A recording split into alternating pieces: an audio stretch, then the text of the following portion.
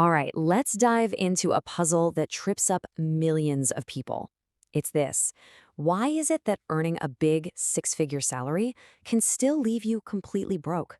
Well, the answer has a lot less to do with how much money you make and everything to do with a few simple, powerful rules.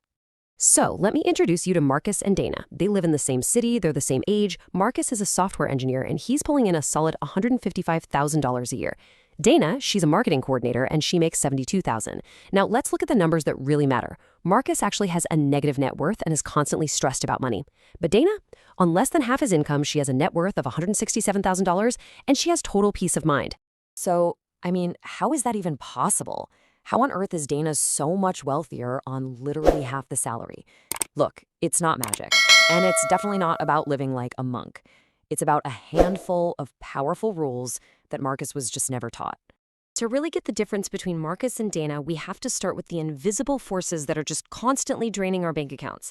And these aren't math problems, they're mindset problems. Let's call them the invisible money drains. Okay, the first and maybe the most fundamental rule is you have to define your enough number. See, Marcus never did this, so with every single raise, his spending just expanded to fill it. He's running on this incredibly expensive treadmill that is going absolutely nowhere because without a finish line, the goalpost just keeps moving further and further away. And if you're sitting there thinking, oh, this is just a Marcus problem, well, take a look at this. This is not an income issue. Almost a third, 1 in 3, households earning over $250,000 a year are financially fragile. They have the exact same money panic as someone earning $45,000, just, in a nicer apartment. The solution was never about income. It was always about the rules. All right, rule number 2 is about understanding that every single thing you buy has a second invisible price tag. And that price tag is the amount that money would have been worth if you had invested it instead. And spoiler alert, this invisible price is almost always the bigger one. Let's make this super real for a second. Take a common habit, right? Ordering food delivery. Let's just say it costs you about $600 a month. It feels convenient, maybe a little bit of a splurge, but totally manageable, right? Wrong. The second price tag of that habit is over $700,000. That is what it could grow to if you invested it over time. Now, the point here isn't to never order in again. It's just to be brutally aware of the true long-term cost of your choices. So here's a really powerful mental filter you can use for any non-essential purchase. Just ask yourself this one simple question. Would you still buy this if nobody in the world would ever know you owned it? It's kind of shocking how many of our purchases are really about signaling to others, not about actual utility for ourselves. And this need we have for signaling, it fuels this really dangerous psychological trap, and it's called the Diderot effect. It's that feeling when you buy one new, nice thing and suddenly all your old stuff just looks shabby. And it triggers this whole cascade of matching upgrades you never ever planned for. And here's that cascade in action, right? It starts with one perfectly reasonable couch. But before you know it, you've spent thousands more just to make everything else in the room feel coherent again. Each individual step felt logical, but the final result is a total financial mess. Okay, so we've talked about the psychological traps. Now, let's talk about how to build the financial firewalls. These are the practical, real-world systems that Dana uses to protect her money from her own very human impulses.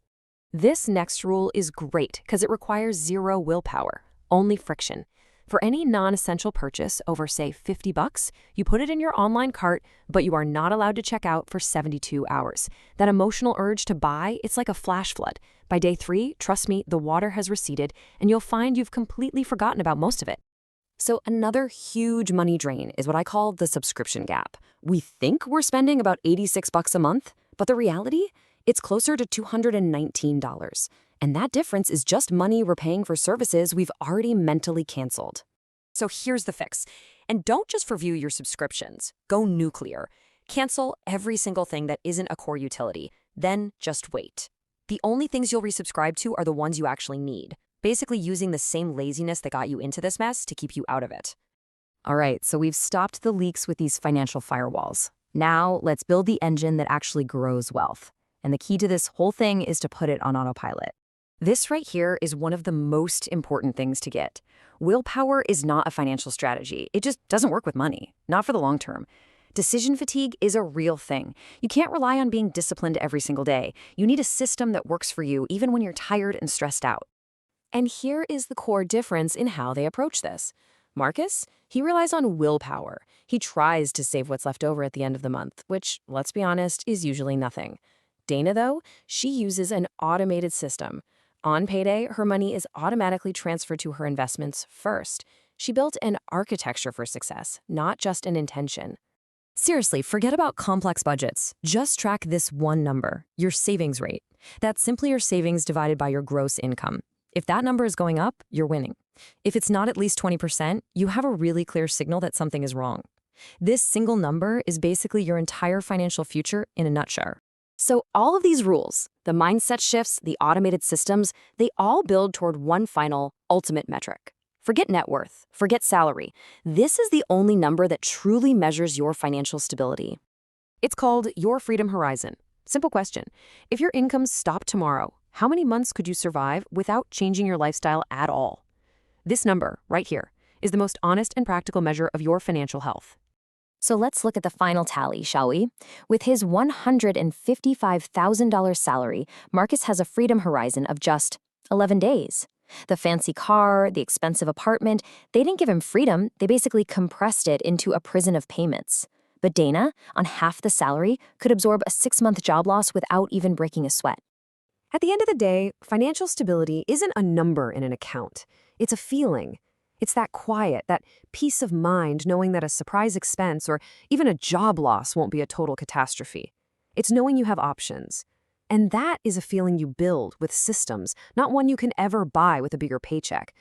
You see, the gap between Marcus and Dana was never about income. It was always about the rules they followed.